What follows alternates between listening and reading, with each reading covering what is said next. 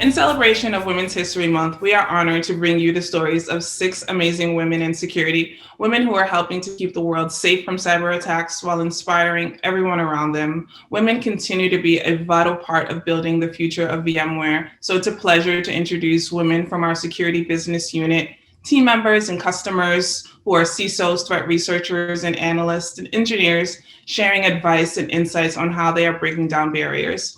We celebrate all women who are inspiring, leading, innovating, and empowering the next generation of cybersecurity leaders. There are a lot of situations where you might have a little voice in the back of your head telling you that you're not good enough or that you essentially are going to be found out. And I just want to say that everyone has that. Everyone in the room is thinking the exact same thing. And it really helps to talk about what you're experiencing. If you put it out there, then you're much more likely to come away with a better sense of self and understanding of the skills that you do have. So that's really important. Also, when you are interviewing, do your research on a company. If you have the opportunity to speak with another woman in that organization and especially on that team, do so. Ask them meaningful questions about their experiences on that team as a woman.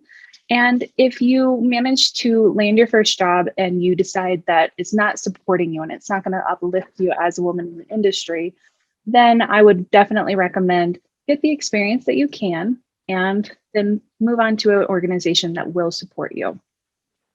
I also really recommend asking questions to other women in the space. If you can find a female mentor, that's great. If you can't, still ask some questions. If someone has the bandwidth, then hopefully they'll be able to help you out and give you advice in situations that you may not have thought of before.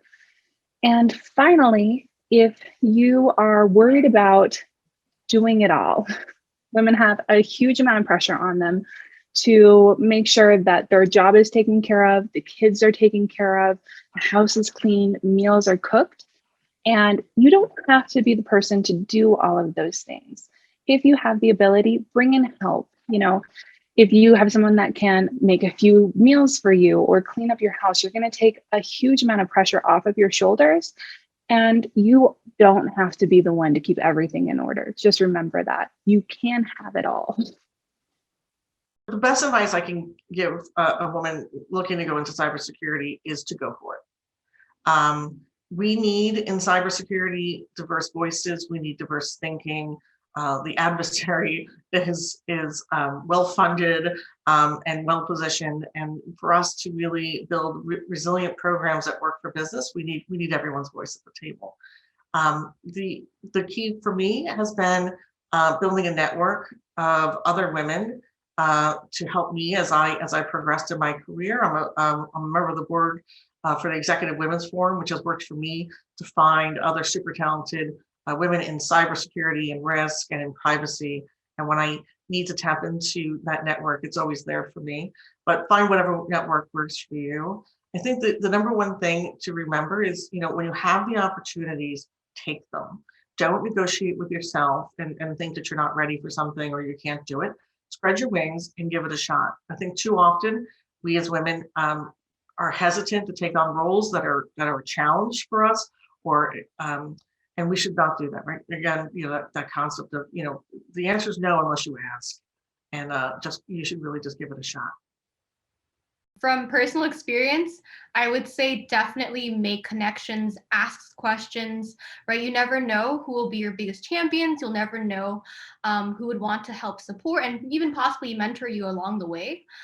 So when I was starting out, I had no idea what I was doing, but I found people who were subject matter experts, asked them, hey, can I take some of your time just to ask you a few questions? And those became the biggest connections and the champions that I have that helped me get to where I am today. First, I would say definitely don't be afraid to dig deep into whatever area interests you. Strive to be a subject matter expert, learn as much as you can, and be the most knowledgeable person in your area that you feel you can be. And then, especially for people who are looking to get into the industry, first and foremost, maybe straight out of college or transitioning from a different career, definitely network and ask around and know what certifications would put you in the best possible position to start in a role that definitely excites you? Women have some natural skills and attributes that make them a great fit for cybersecurity. And it's been proven that women can gauge risk very differently to men. They're better at assessing the odds, and they're more risk adverse. The other thing they're good at is identifying changing patterns of behavior quite naturally. So that's a great skill for identifying threat actors.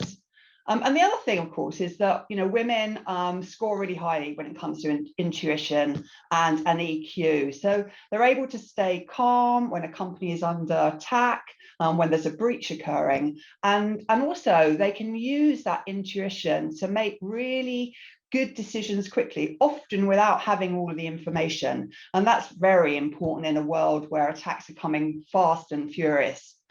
And then finally, one thing I've thought about is that women often want to do a job where they can really tackle and solve real world life problems. And cybersecurity attacks today, it's not just about organizations that may lose money or brand reputation. These attacks are happening to hospitals, they're happening to the healthcare industry.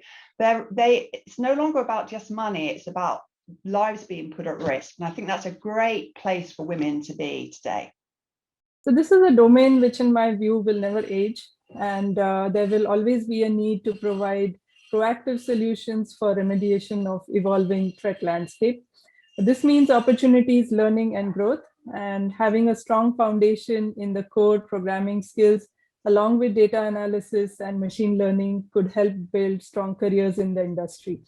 Now, apart from building a strong foundation, it is also important to be able to learn from each other, help each other, and network to be able to seek out the right opportunities.